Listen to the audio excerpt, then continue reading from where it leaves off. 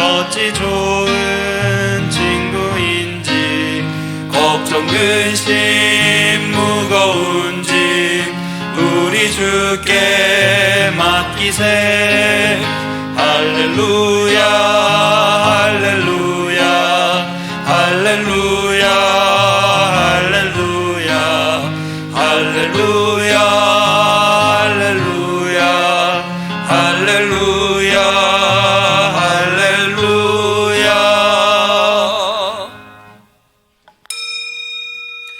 하나님은 영이시니 예배하는 자가 신령과 진정으로 예배할지니라. 아멘.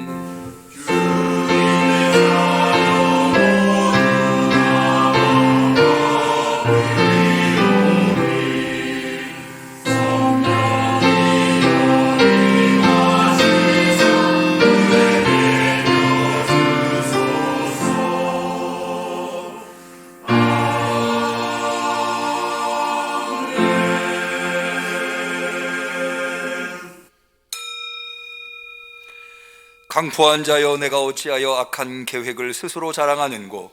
하나님의 인자하심은 항상 있도다. 오직 나는 하나님의 집에 있는 푸른 감람나무 같으며 하나님의 인자하심을 영영이 의지하리로다. 주께서 이를 행하셨으므로 내가 영영이 주께 감사하고, 주의 이름이 선함으로 주의 성도 앞에서 내가 주의 이름을 의지하리이다. 아멘. 오 자비로우신 하나님 아버지, 하나님의 부르심에 힘입어 주의 존전에 나와 보니 우리가 얼마나 세상에서 시달려 살았는지를 깨닫게 됩니다.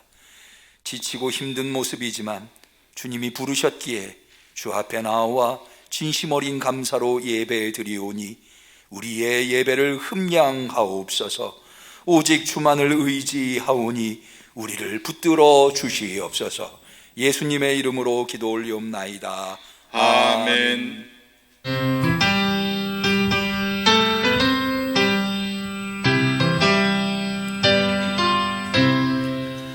약한 사람 도움받아 시험 중에 참게 되니 모든 죄를 이길 힘은 믿음뿐이라. 성령을 보내주신 주님 앞에 우리의 신앙을 고백할 때에 전능하사 천지를 만드신 하나님 아버지를 내가 믿사오며 그 외아들 우리 주 예수 그리스도를 믿사오니 이는 성령으로 잉태하사 동정녀 마리아에게 나시고 본디오 빌라도에게 고난을 받으사 십자가에 못 박혀 죽으시고 장사한 지 사흘 만에 죽은 자 가운데서 다시 살아나시며 하늘에 오르사 전능하신 하나님 우편에 앉아 계시다가 저리로서 산 자와 죽은 자를 심판하러 오시리라. 성령을 믿사오며 거룩한 공회와 성도가 서로 교통하는 것과 죄를 사하여 주시는 것과 몸이 다시 사는 것과 영원히 사는 것을 믿사옵나이다. 아멘.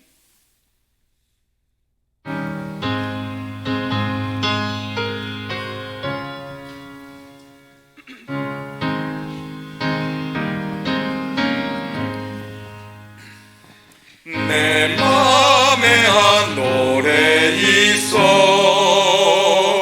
나 즐겁게 늘 부르며 이 노래를 부를 때에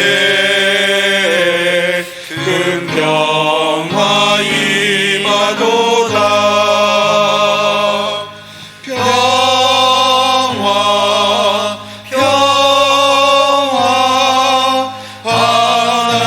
주신 선물, 오 크고 놀라운 평화, 하나님 선물일세. 십자가에 달리사 날 구원해 주셨으며 주 예수님 고난받아 나 평화 누리도다. 평화 평화 하나님 주신 선물 오 크고 놀라운 평화 하나님 선물일세. 나 주께 영광 돌릴 때 이 평화 충만하도다. 주 하나님 은혜로서 이 평화 누리도다. 평화 평화 하나님 주신 선물 오 크고 놀라운 평화 하나님 선물일세. 이 평화를 얻으려고 주 앞으로 나아갈 때 주 예수님 우리에게 이 평화 주리로다. 평화 평화 하나님 주신 선물 오 크고 놀라운 평화 하나님 선물일세.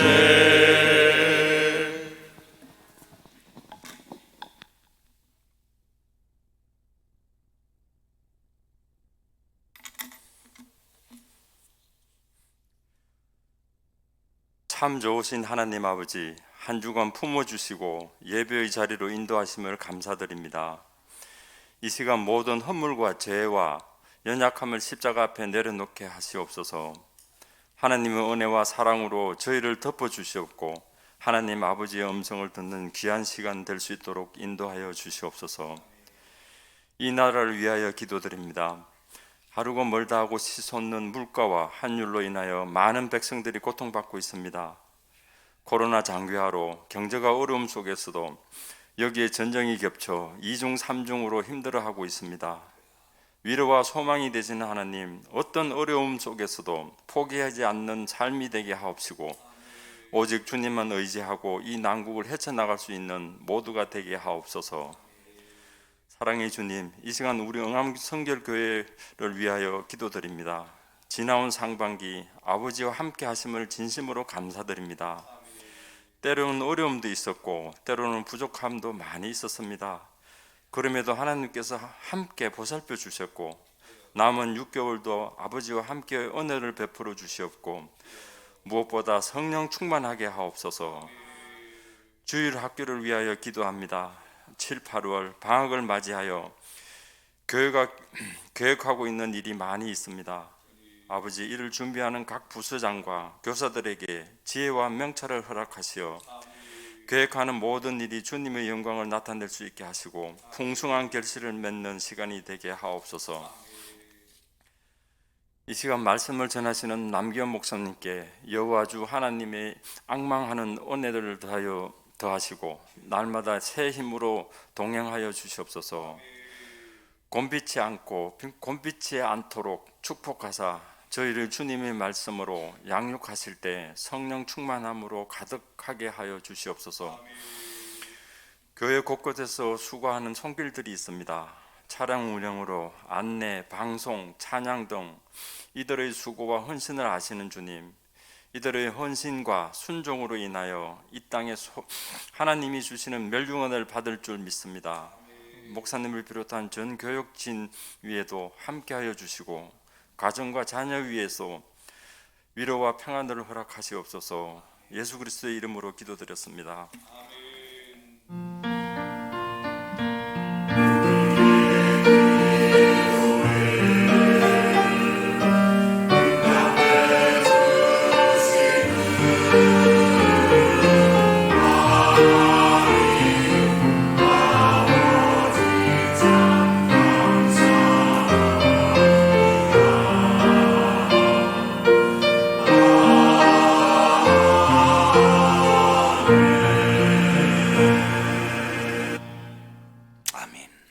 우리의 간절한 기도를 하나님께서 들어주시기를 축원합니다. 성시교독의 시간입니다. 교독문은 19번 시편 84편의 교독문이 되겠습니다.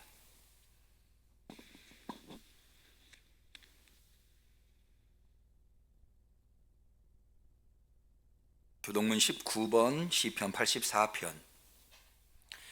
만군의 여호와여, 주의 장막이 어찌 그리 사랑스럽지요. 내 영혼이 여호와의 궁정을 사모하여 쇠약하며 내 마음과 육체가 생존하시는 하나님께 부르짖나이다. 나의 왕 나의 하나님 만군의 여호와여, 주의 제단에서 참새도 제 집을 얻고 제비도 새끼 둘 보금자리를 얻었나이다. 주의 집에 거하는 자가 복이 있나이다. 저희가 항상 주를 찬송하리이다. 주께 힘을 얻고 그 마음에 시온의 대로가 있는 자는 복이 있나이다. 저희는 눈물 골짜기로 통행할 때에 그곳으로 많은 샘의 곳이 되게 하며 이른 비도 은택을 입히나이다. 주의 궁정에서 한 날이 다른 곳에서 첫날보다 나은즉 악인의 장막의 거함보다 내 하나님 문지기로 있는 것이 좋사오니. 같이 합니다. 만군의 여호와여, 주께 의지하는 자는 복이 있나이다. 아멘. 하나님의 말씀은 스가랴서 13장 1절의 말씀이 되겠습니다. 구약성경 1324페이지.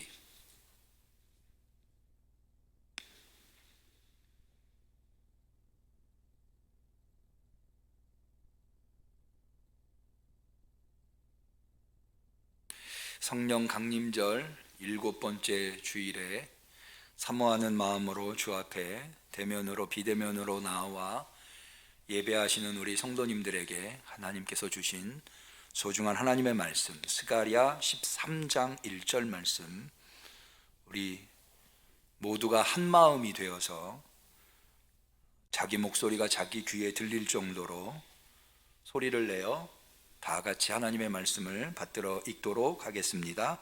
그날의 죄와 더러움을 씻는 셈이 다윗의 족속과 예루살렘 거민을 위하여 열리리라. 이는 하나님의 말씀입니다. 아멘. 시온 찬양대의 특성이 있겠습니다.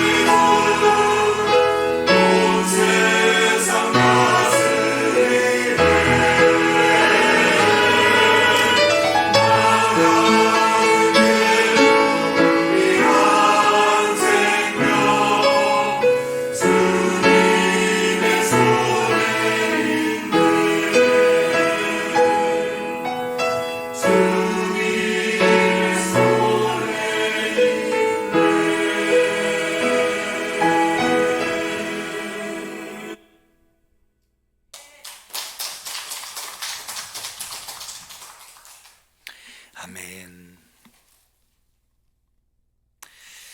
지난 한 주간 어떻게 보내셨는지요? 날이 많이 덥고 습하죠. 일하시는 분은 직장에서, 또 가정을 돌보시는 분들은 가정에서, 또 학교 생활하시는 분들은 학교에서 맡겨주신 사명을 감당하시느라 애 많이 쓰셨습니다. 모쪼록 오늘 예배를 통해서, 특별히 말씀을 통해서 하나님이 주시는 위로가 우리 성도님들에게, 또 새 힘과 새 능력이 우리 성도님들에게 있으시기를 주님의 이름으로 간절히 축원합니다. 코로나로 전 인류가 2년이 넘는 시간 동안 고통을 당했습니다. 지금도 코로나가 완전히 해소된 건 아니고, 지난 목요일 날 은평구청장님을 좀 뵀는데, 구청장님이 다시 코로나가 확산세에 있어서 많이 염려하시더라고요. 그러나 그럼에도 불구하고 코로나 이전과는 전혀 다른 코로나 이후의 시대를 우리는 맞이해야 하는 그런 상황에 우리가 놓여 있다 할 수 있습니다. 저는 우리 수요 예배 때 나라와 민족을 위해서 기도를 하고 있는데요, 그때마다 빼놓지 않고 기도하는 기도 제목 중에 하나가 대통령을 비롯한 새로운 지도자들이 선출되었는데 그 지도자들을 위한 기도입니다. 왜 그런가 하면 많은 분들이 예상하듯이 코로나 이전과는 전혀 다른 포스트 코로나 이후의 시대를 맞이해서 우리 대한민국이 사실 역사 속에 선진국으로 나아가다가 새 시대의 물결을 제대로 대응하지 못해서 도태한 많은 국가들이 있거든요. 아주 번성했었던 제국들도 새로운 시대에 제대로 준비를 하지 못해서 역사 속에서 사라져버린 국가들도 많이 있고요. 그래서 어느 때보다도 이번에 새로 선출된 지도자들이 대단히 중요한 시기에 있다고 판단이 되어서 이들이 정말 이 민족을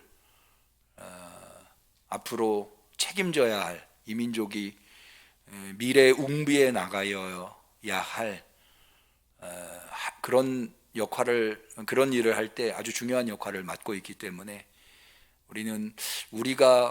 내가 선출한 사람이 대통령이 됐든 지도자가 됐든 안 됐든 상관없이 선출된 대통령과 지도자들을 위해서 우리 그리스도인들은 반드시 기도해야 한다라는 생각으로 그런 기도 부탁을 드리고 있는 것입니다. 사회적으로도 새로운 시대를 맞이하고 있지만 우리 응암교회도 역시 새로운 시대를 우리는 맞이하고 있습니다. 두말할 것 없이 하나님께서 우리 응암교회에게 새 성전을 허락하셔서 우리는 새 시대를 맞이하고 있는 겁니다. 그런데 새 시대를 맞이한다고 하는 것, 앞서 말씀드린 대로 그냥 맞이하면 되는 것이 아니라 새 시대에 맞춘 잘 준비된 자들만이 이 새 시대를 선도해 나갈 수 있거든요. 도태하지 않고. 그래서 이 새 시대를 새술이라고 한다면 새 시대를 담을 수 있는 새 부대가 잘 준비되어야 합니다. 그러니까 우리 모두에게는 새 부대를 준비해야 할 사명이 지금 있는 것이다 라고 할 수가 있겠습니다. 사회적으로나 더군다나 교회적으로 우리 응암교회 성도들은 어떻게 이 새성전 시대를 열어갈 것인가, 이 새성전 시대에 우리는 하나님의 사명을 올바로 잘 감당할 것인가, 이런 것들을 반드시 고민하고 거기에 올바른 대답을 얻어야 한다고 저는 믿습니다. 그래서 오늘 본문의 말씀을 선택해 본 것입니다. 어떤 분들은 이렇게 생각하실지 모르겠어요. 성경은 2000년 전에, 적어도 우리가 가지고 있는 성경은 2000년 전에 기록된 문헌인데 새 시대를 준비한다면서 어떻게 옛날, 그것도 고리고짝 2000년 전의 말씀으로 새 시대를 준비할 교훈을 얻는가? 이거는 뭔가 불합리한 것이 아닌가, 이런 생각을 하실 수 있는데요, 아주 합리적인 지적이세요. 그럼에도 불구하고 저는 새 시대를 준비할 때 반드시 성경을 봐야 한다. 성경을 통해서 새 시대를 어떻게 준비할 것인가를 배워야 한다라고 확신하는데요. 그 이유는 무엇이냐면 다른 사람은 몰라도 우리 그리스도인들은 성경을 무엇이라고 고백하고 있습니까? 하나님의 말씀, 진리라고 고백하고 있습니다. 여러분 모두 다 그렇게 고백하는 줄로 믿습니다. 성경은 하나님의 말씀, 진리예요. 자, 진리가 무엇입니까? 진리는 어느 시대든 누구에게든 어디서든 참이어야 진리입니다. 그렇지 않습니까? 다시 말씀드립니다. 진리란 어느 시대든 누구에게든 어느 때든 어느 장소에서든 참이어야 진리입니다. 예를 들어서 옛날에는 맞았는데 지금은 안 맞는다. 영화 제목도 그런 게 있더라고요. 그때는 맞고 지금은 틀리다. 만약에 성경이 그런 것이라면 성경은 진리일 수 없죠. 그 사람한테는 맞았는데 나한테는 틀리다. 그러면 성경이 진리일 수 없죠. 한나가 기도해서 사무엘을 낳았다면, 그리고 그것이 성경에 기록되어 있는 말씀이라면 오늘 내가 기도해도 내 문제가 해결이 돼야죠. 그게 진리죠. 저기 중동 지역에서는 옳은 말씀이 대한민국에서는 옳지 않다. 그러면 그건 진리가 아니죠. 그러므로 우리가 성경을 하나님의 말씀 진리라고 믿는다면 아무리 시대가 천번만번을 바뀌어도 시대가 바뀔 때 어떻게 준비해야 하는가는 성경을 통해서 배워야 된다. 그게 바로 우리의 신앙의 고백입니다. 그러므로 우리는 성경으로 돌아와야 하는 거죠. 새 시대를 맞이하면 맞이할수록 더욱더 거듭거듭 성경으로 돌아와야 하는 겁니다. 그러면 왜 그 많은 성경 말씀 중에 스가랴서냐? 스가랴서야말로 새 시대를 어떻게 맞이할 건가에 대해서 가르쳐주고 있는 하나님의 말씀이기 때문입니다. 먼저 이 스가랴라고 하는 선지자의 이름의 뜻은 무엇인가 하면 여호와께서 기억하신다. 한번 좀 저를 따라해 보실까요? 여호와께서 기억하신다. 왜 여호와께서 기억하신다라고 하는 말이, 이 이름이 중요한가? 그것은 바로 새 시대를 맞이하기 때문입니다. 왜 그런가를 지금부터 설명을 드릴게요. 자, 이 스가랴라고 하는 예언자가 활동한 시기, 역사적인 배경은 이 바벨론이 멸망하고 유대인들이 포로에서 해방돼서 돌아온, 이 예루살렘에 돌아온 유대인들을 대상으로 예언한 예언서가 스가랴서입니다. 그러니까는 바벨론이라고 하는 제국이 멸망, 이 제국이 멸망한다고 하는 것은 상상도 할 수 없었던 일이거든요. 게다가 그들이 포로에서 돌아온다고 하는 것도 상상도 할 수 없었던 일이에요. 다시 말해서 새 시대가 그들 앞에 열린 거예요. 게다가 그들이 돌아와서 처음으로 한 일이 뭐냐면 성전을 건축한 일이었거든요. 근데 이 성전을 건축한다고 하는 것도 역시 새 시대를 열어가는 과정이었던 거예요. 더구나 이 바벨론에서 포로로 돌아와 스가랴가 활동하던 시기는 바벨론을 지나 바벨론 다음에 중동 지역의 패권을 장악한 것이 페르시아였거든요. 페르시아도 지나 페르시아를 지배한 나라가 마케도니아, 알렉산더 대왕이라고 흔히 우리가 알고 있는 그 알렉산더 대왕에 의해서 이루어진 이 마케도니아 제국, 그 헬라 제국이 건설될 시기였어요. 자, 이전까지는 중동 지역을 제패한 국가들은, 제국들은 모두 다 북쪽에서 일어났어요. 아수르도 그랬고 바벨론도 그랬고 페르시아도 마찬가지. 그런데 헬라, 이 마케도니아는 여러분이 잘 아시다시피 그리스에서 출발한, 다시 말해서 유럽에서부터 온, 서쪽으로부터 온 제국이에요. 그러니까는 이전과는 완전히 다른 제국이, 완전히 다른 시대가 되어버린 거죠. 그런데 이 새로운 시대를 맞이하면서 바벨론에 있는 유대인들이나 바벨론으로부터 포로에서 돌아온 예루살렘에 있는 유대인들이나 모두 다 두려움과 실망으로 가득 차 있었어요. 그림을 하나 좀 보여주실까요? 말이 끄는 병거 넷, 그림이 준비가 안 돼 있나요?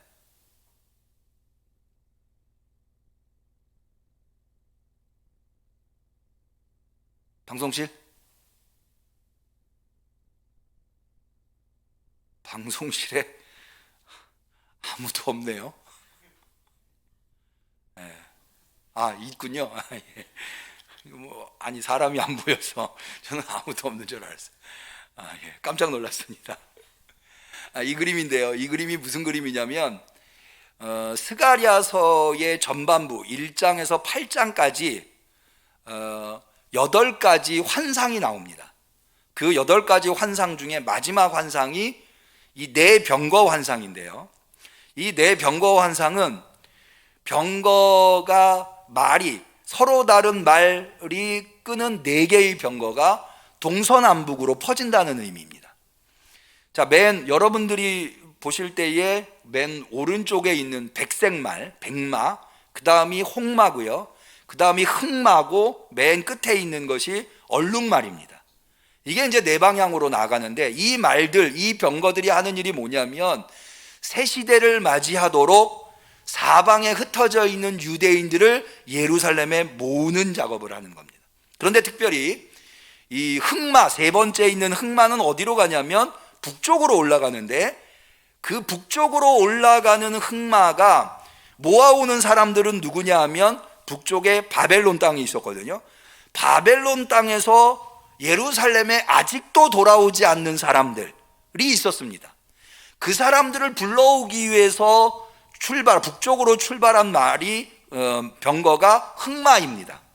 그런데 하나님은 이 흑마를 보내면서 이런 말씀을 하십니다.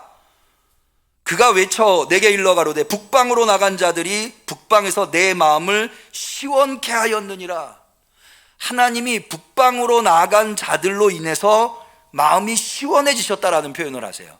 이 표현의 의미가 뭐냐면 북방의 바벨론 땅에 남아있는 사람들이 예루살렘으로 돌아오기를 두려워하는 거예요. 왜냐하면 새로운 미래가 불안하니까 지금 살고 있는 바벨론 땅에서 그저 그렇게 살아가기를 원했던 거죠. 그러나 하나님은 그들을 불러서 새로운 시대의 주역으로 삼으시고 싶으셨던 거예요. 그래서 북방으로 간 흑마가 하나님의 마음을 시원케 했다고 하는 표현이 나오고 있는 겁니다.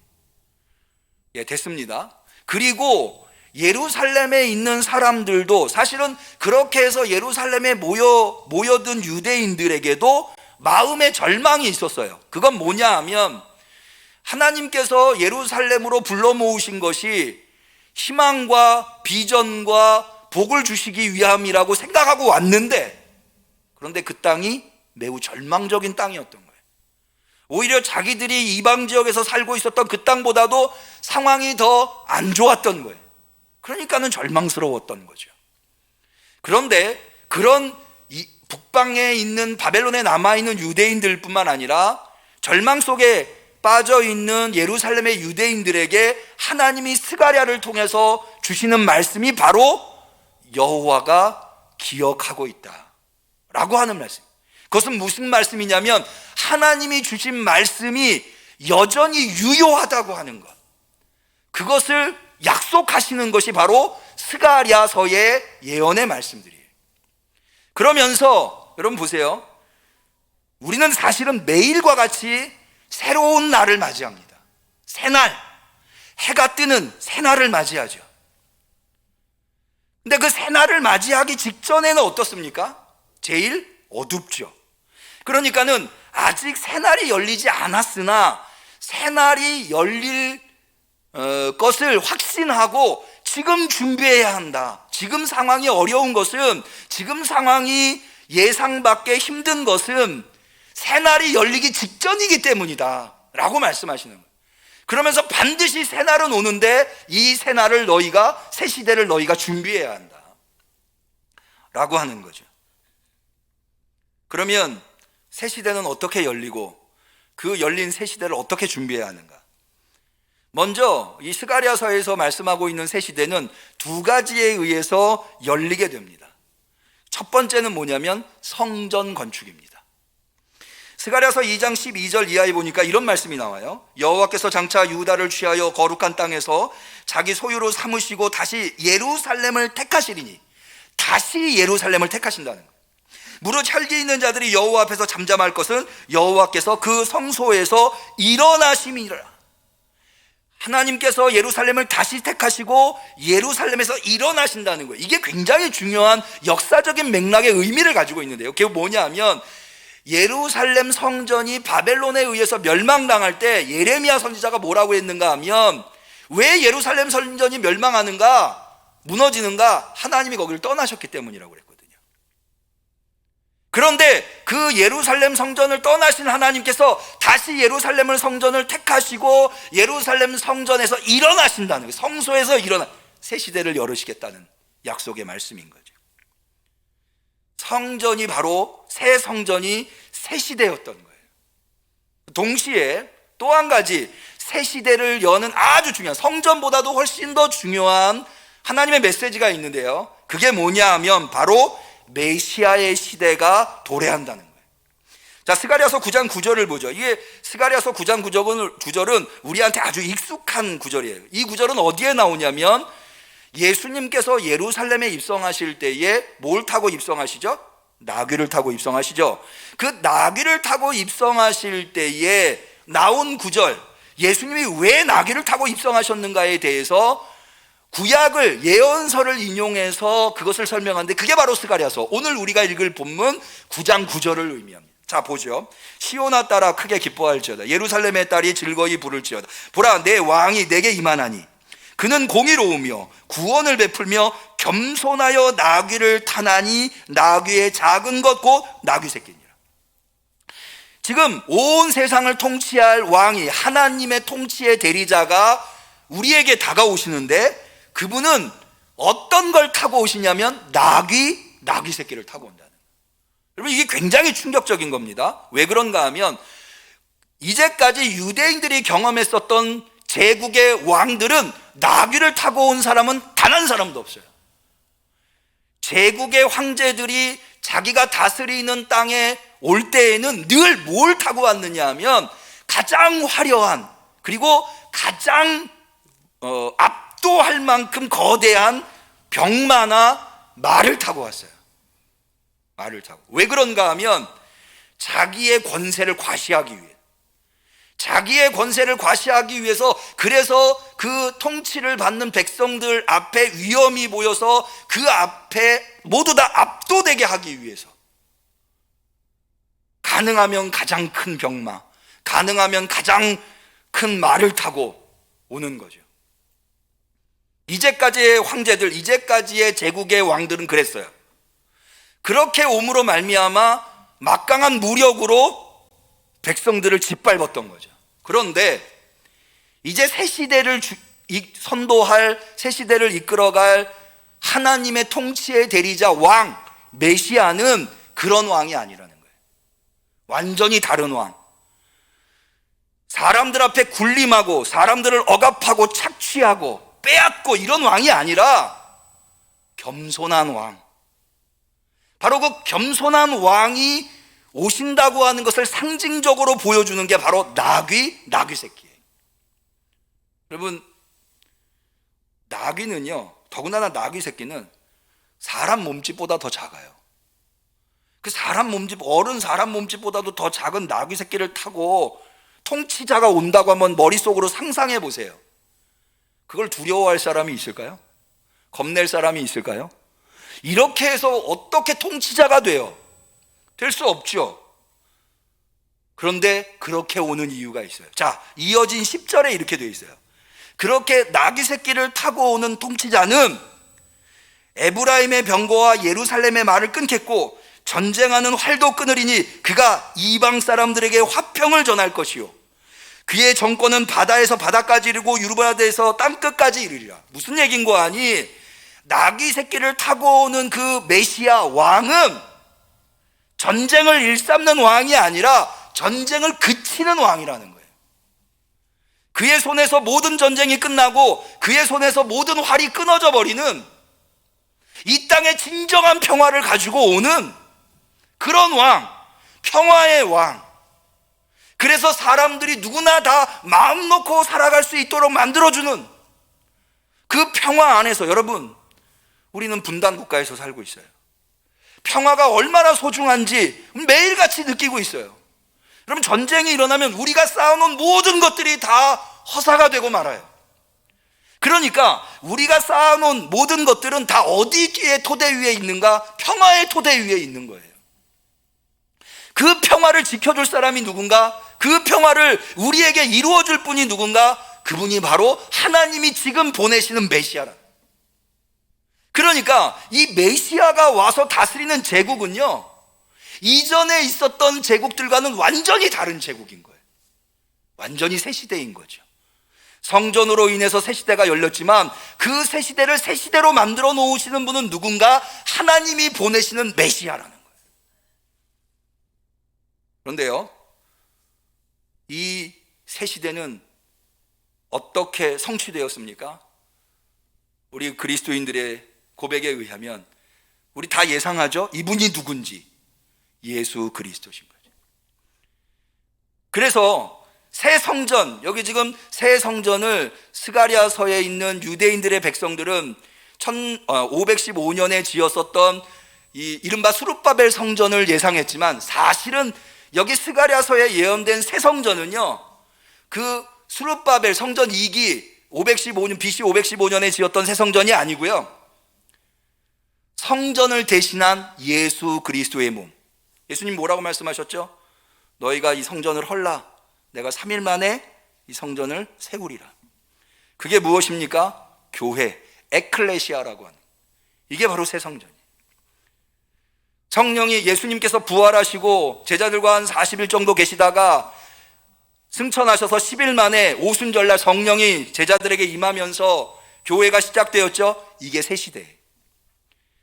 그리고 그 교회에 예수님께서 통치자, 머리, 왕이 되어주셨죠. 그 왕은 이제까지 보였었던, 당시의 로마도 마찬가지예요. 로마의 황제도 역시 어느 제국의 황제 못지않게 막강한 무력으로 백성들을 억압하던 통치자였어요. 그러나 예수님은 그런 통치자, 그리스도는 그런 통치자가 아니었어요. 예수님은 모든 사람들을 품어주시고, 여러분, 한 국가가, 한 건물이 높이 웅장하게 크려면 뭐가 튼튼해야 하는가, 뭐가 커야 하는가? 그것은요, 기초가 커야 돼요. 기초.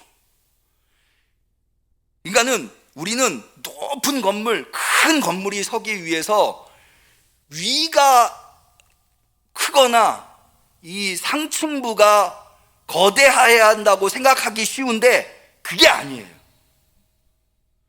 무슨 말씀을 드리려고 하는 거 하니, 겸손, 예수님은 겸손의 왕으로 이 세상에 오셨기 때문에 예수님의 나라가 그 어떤 제국과 비교할 수 없는 큰 하나님의 나라를 이루실 수 있었던 거예요. 왜? 그분은 맨 꼭대기에 계신 분이 아니라 맨 아래에서 섬기시는 분으로, 겸손으로 이 세상에 오셨기 때문에. 그래서 그 토대 위에 온 인류가 하나님의 나라를 소망할 수 있게 되었던 거예요. 이거는 이제까지 중동 지역에, 아니 온 인류가 경험했었던 것과는 전혀 다른 새로운 시대였어요. 새로운 통치 방법이었고요. 그러면 이 새로운 시대를 어떻게 맞이해야 하는가? 이 세수를 어떻게 새 부대에 담을 수 있을까? 스가랴서는 여기에 대해서 세 가지를 이야기합니다. 첫 번째는 뭐냐 하면 회개입니다. 스가랴서 12장 10절에 보면 이런 말씀이 나와요. 내가 다윗의 집과 예루살렘 거민에게 은총과 간구하는 심령을 부어주리니 그들이 그 찌른 바 그를 바라보고 그를 위하여 애통하기를 독자를 위하여 애통하듯 하며 그를 위하여 통곡하기를 장자를 위하여 통곡하듯 하리로다. 이게 무슨 얘기냐면, 여러분, 새 시대를 여는 분이 누구라고요? 하나님이 보내시는 메시아라고 그랬어요. 그분은 전혀 다른 방법으로 새 시대를 통치한다고 그랬어요. 그러니까 사람들이 그를 업신여긴 거예요. 그를 왕으로, 통치자로 받아들이지 않고 거부하는 거예요. 왜? 전혀 경험해보지 못한, 겉으로 보기에는 얕잡아 보일 듯한 그런 모습으로 다가오니까. 그런데 알고 봤더니 그분이 참된 왕이었어요. 참된 통치자였어요. 그분 안에서만이 민초들이 평화를 얻을 수 있었어요. 나중에서야 이걸 깨달은 거예요. 그래서 그 앞에서 여기 나와 있는 그 찌른 바 그를 바라보고, 그가 진정한 통치자였고 새 시대의 주역이었는데 그것을 못 알아보고 준비가 되지 않아서, 그거를 몰라서 그 통치자로 오신 그분을 찌르고 거부하고 결국에는 죽게까지 만든 그 자신을 철저하게 마치 독자가 죽은 것처럼, 장자가 죽은 것처럼 애통하며 슬퍼하며 괴로워하며 회개하는 거죠.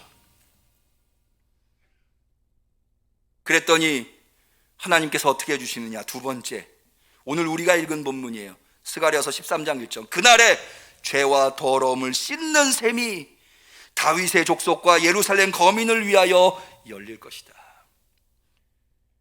하나님 앞에 잘못했는데 하나님이 보낸 통치자를 거부하고 메시아를 찌르고 그리스도를 죽음으로까지 몰고 갔었는데, 그를 철저하게 회개하고 애통해하면서 하나님, 내가 어리석었습니다, 내 잘못입니다 그랬더니 하나님께서 씻는 샘을 열어주셨다.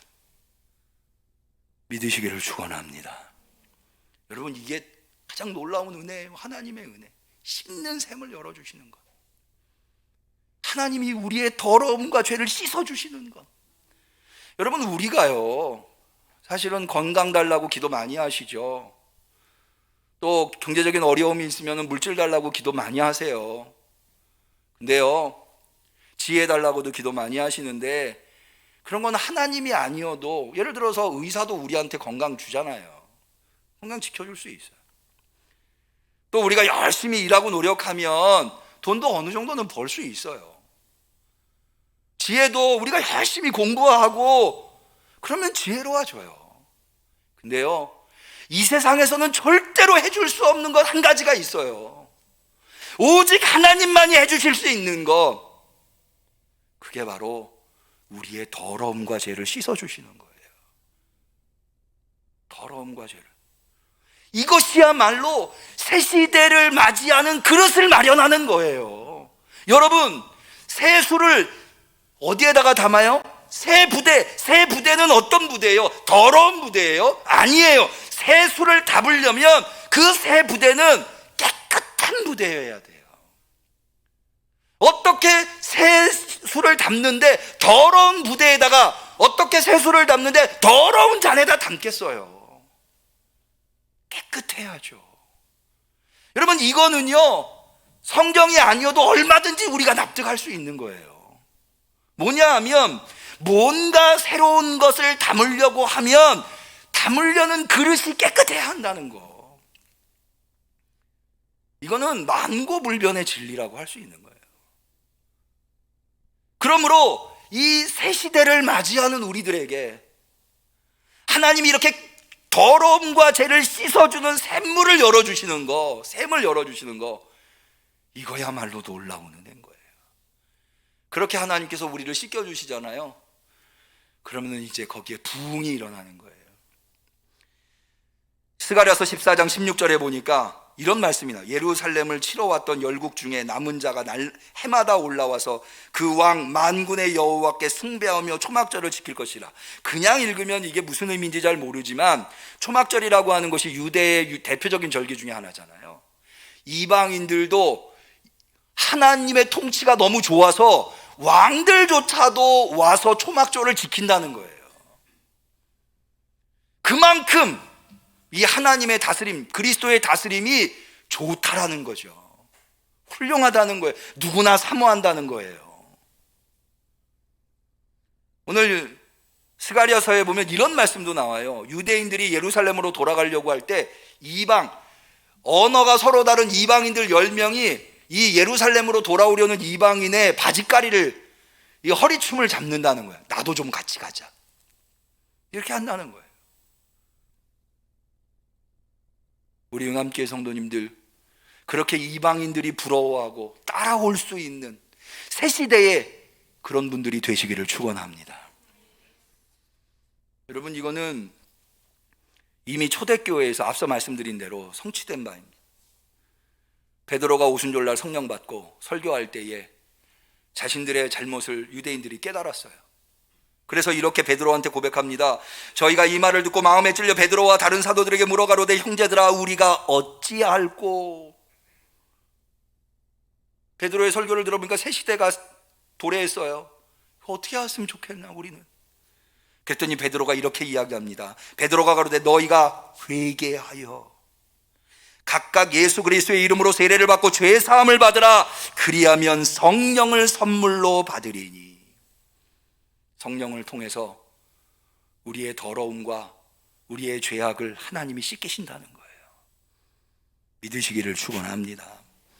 이 약속은 너희와 너희 자녀와 모든 먼데 사람 곧 우리 주 하나님이 얼마든지 부르시는 자들에게 하신 것이다. 얼마든지 부르시는 자들에게, 누구에게나 다 하나님이 베푸시는. 처음의 질문으로 다시 돌아와 봅니다. 우리는 새 시대를 맞이하기 위해서 무엇을 준비해야 할까요? 깨끗해져야 합니다. 여러분 안에 있는 것들을 오늘 잠깐 들여다보세요. 여러분 안에 뭐가 있습니까? 깨끗하십니까? 새 시대에 하나님이 베푸시는 그 놀라운 은혜를 담을 수 있는 깨끗한 그릇이 준비되어 있나요?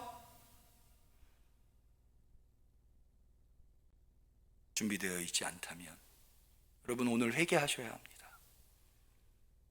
예수 그리스도를 거부한 것, 예수 그리스도를 찌른 것, 더러움과 죄에서 깨끗함을 받기 위해서 마치 내 독자를 잃어버린 것처럼, 마치 내 장자를 잃어버린 것처럼 회개해야 합니다. 여러분, 그렇게 회개함을 통해서 하나님은 역사의 새 시대를 열어주셨어요. 여러분, 우리나라도 마찬가지. 우리나라의 새 역사가 열린 것이 1907년 평양 대부흥운동. 거듭거듭 말씀드립니다. 평양 대부흥운동은 무슨 운동이었다고요? 회개운동이었어요. 이제까지 도덕적으로 타락하고 인생을 함부로 살아온 이 한반도 땅의 죄악을 하나님 앞에 내려놓고 회개, 그것을 통해서 부흥을 일구어 주셨고 오늘날 여기에까지 이르게 하셨어요. 여러분, 이것은 교회적으로만 적용되는 게 아니에요. 여러분, 혹시 지금 새로운 계획을 가지고 계신 분들 계십니까? 새로운 인생의 이막을 여시려고 하시는 분들이 계십니까? 그렇다면 여러분 안에 무엇이 있는가부터 들여다봐야 돼요. 과거에 잘못된 것을 청산하지 않고 어떻게 새 출발을 할 수 있겠어요? 과거의 더러움과 죄를 씻어내야 돼요. 그것은 오직 회개로만이 가능합니다. 회개할 때 회개하는 자를 하나님은 외면하지 않아요. 그래서 예수님의 첫 일성이 뭐냐? 예수님의 공생애를 시작하시면서 처음으로 하신 첫 일성은 때가 찼고 하나님의 나라가 가까웠으니 회개하고 복음을 믿으라는 거예요. 기도하시겠습니다. 하나님, 우리는 누구나 새 시대의 주인이 되기를 바랍니다. 거부할 수 없는 새로운 물결이 우리에게 들이닥치고 있는데 우리는 그 새 시대에 주역이 되고만 싶었지, 새 시대에 승리하고 인정받고 또 모든 일이 형통한 복된 사람이 되고만 싶었지 그것을 준비하려 하지 않았습니다. 주님, 오늘 우리의 어리석음을 깨닫게 하시니 감사합니다. 주여, 회개하겠습니다. 새 시대를 맞이하기 위해서 철저하게 나의 과거의 더러움과 죄를 회개하겠습니다. 내가 그토록 많은 더러움을 갖고 있고 그토록 많은 죄를 저질렀음에도 불구하고 내 안에 회개하지 않으면 어찌입니까? 그것이 우리를 다스리시는 우리의 겸손한 왕으로 이 땅에 오신 예수 그리스도 앞에 부끄러운 것이었음에도 불구하고 나는 전혀 그런 것에 개의치 아니하고 꺼려하지 않았습니다. 용서하여 주옵소서. 탄복합니다. 뉘우칩니다. 회개하오니 주여 우리 모두에게 더러움과 죄를 씻어내는 샘물을 열어 주옵소서. 예수님의 이름으로 기도 올리옵나이다. 아멘. 우리는 감사하는 마음으로 이 예물을 드립니다.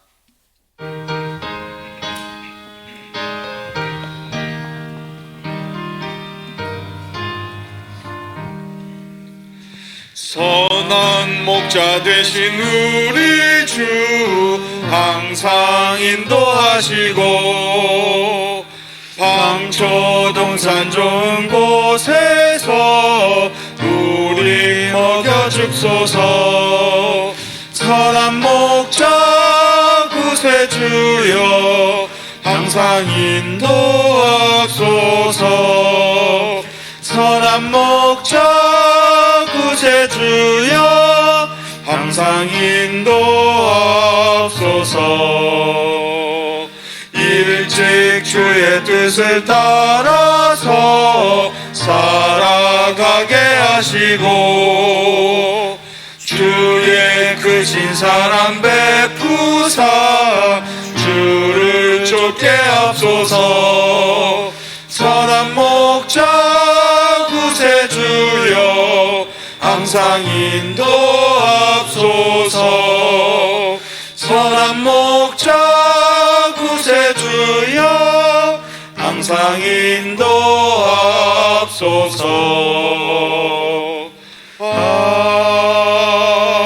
아멘.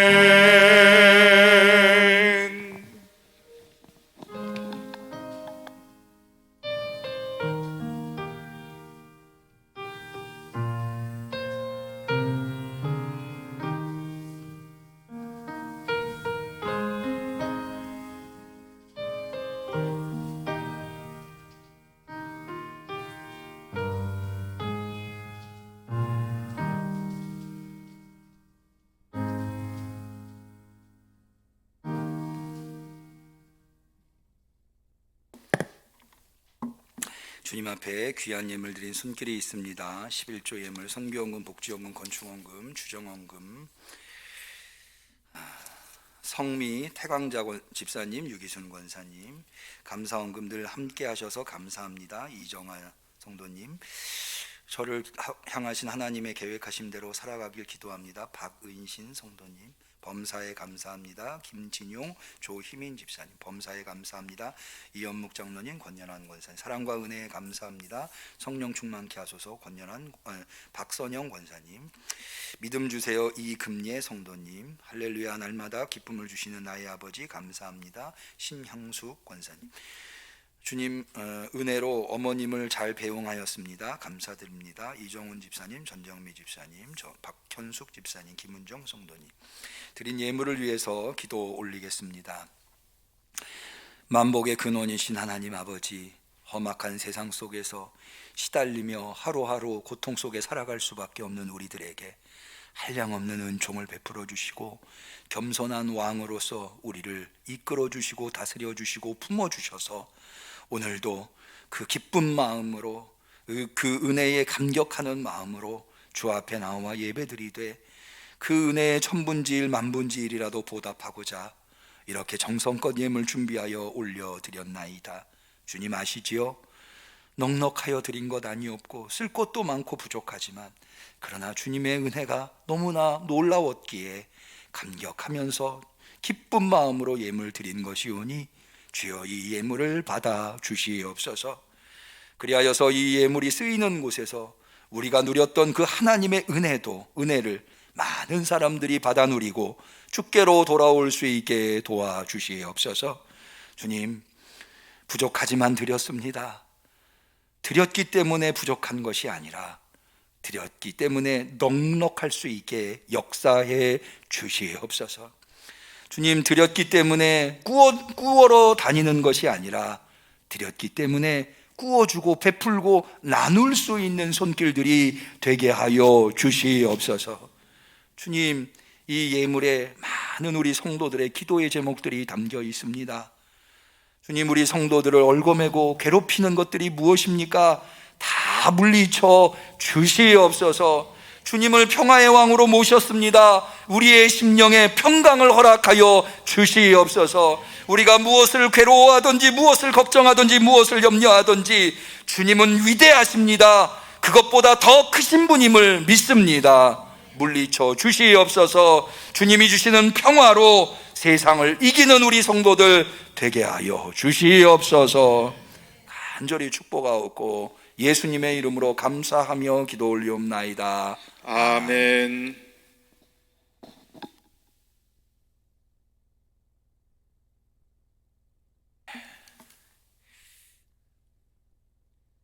오늘은 참으로 기쁜 날입니다. 우리 하나님께서 우리 응암교회에게 새 가족을 보내주셨습니다. 우리 이금예 씨라고 하시는데 어디 계시나요? 맨 뒤에 계시는군요. 우리 한 권사님, 한만순 권사님께서 이렇게 인도하셨는데 여기 신진과학기술고등학교 근처에 지내시는 분이라 하십니다. 환영하고요. 제가 한번 기도하겠습니다. 만복의 근원이신 하나님 아버지, 세상에 천인만인이 살고 있지만 오늘 이렇게 거룩한 성일에 이 금예 씨를 우리 응암교회에 보내주시니 참으로 감사를 드립니다. 우리 응암교회와 이 금예 씨가 맺은 인연이 천륜인 줄로 믿습니다. 하나님께서 짝지어 주신 줄로 믿습니다. 하오니 그 뜻을 이루어 주시옵소서. 뿐만 아니라 주님, 이제까지 이 금예 씨가 어떻게 사셨는지 알 수 없지만 앞으로의 삶은 우리 응암교회의 믿음의 뿌리를 내려서 많은 신앙의 열매들을 얻게 하시고 그 신앙의 열매들로 삶이 복되게 하옵소서. 간절히 축복하며 감사하며 예수님의 이름으로 기도 올리옵나이다. 아멘. 우리 하나님의 영광의 박수를 올리겠습니다. 감사합니다. 예배를 마치면 잠깐 저를 뵙고 가시면 감사하겠습니다. 교회 소식을 말씀드리겠습니다.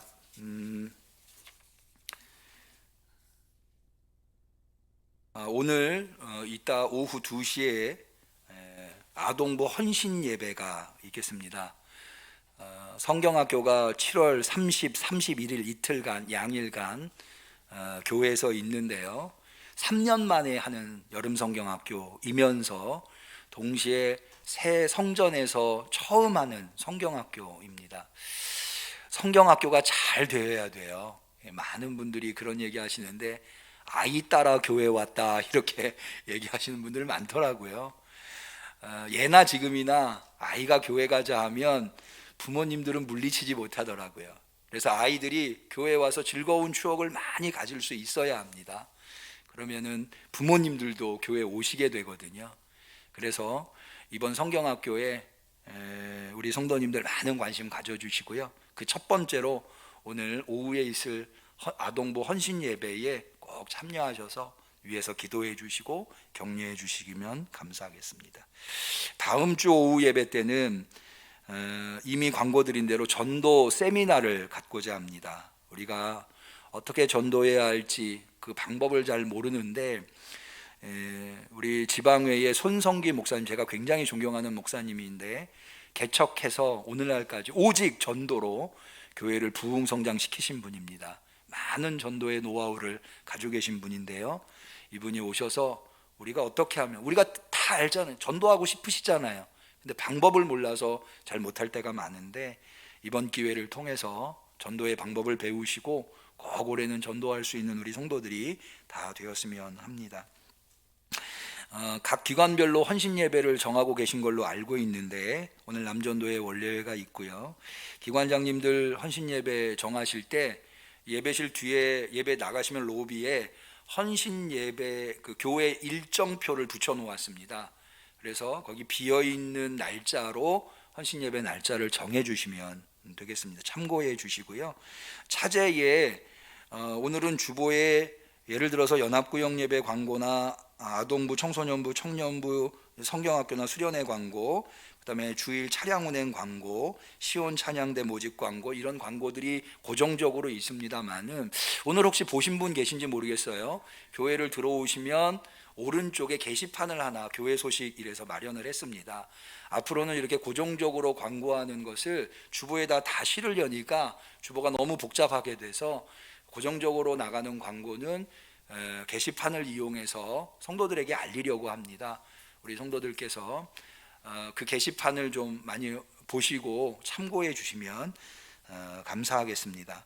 주보에 없는 광고 한 가지 드리면은요, 이정훈 집사님, 전정미 집사님 그 가정에 그 전정미 집사님의 친정 어머님께서 지난주에 별세를 하셨는데 코로나이고 또 여러 가지 여건이 어려움에도 불구하고 우리 성도님들께서 많이 참여해 주셔서 감사하다는 의미로 오늘 식사하실 때 떡을 봉헌해 주셨습니다. 아동부, 청소년부, 또 장년부 예배 끝나고 나서 그래서 우리 성도님들 떡 맛있게 드시고요.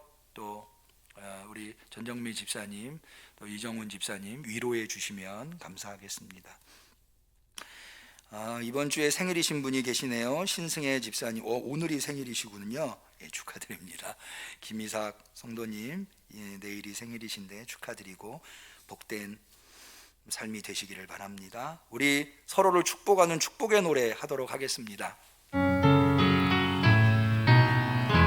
사랑하는 자여, 사랑하는 자여, 너의 영혼이 잘됨같이 언제나 범사에 잘되고 강건하기를 내가 간구하노라. 하나님께 영광의 박수 올립니다. 곁에 계신 분들과 서로 인사하겠습니다. 그리스도의 평화를 빕니다. 그리스도의 평화를 빕니다. 감사합니다. 송영하시겠습니다.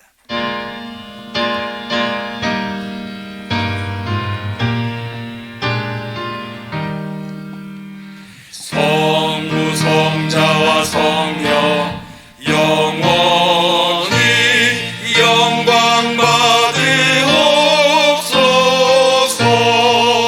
태초로 지금까지 또 길이 영원 무궁 영광 영광 아멘 아멘.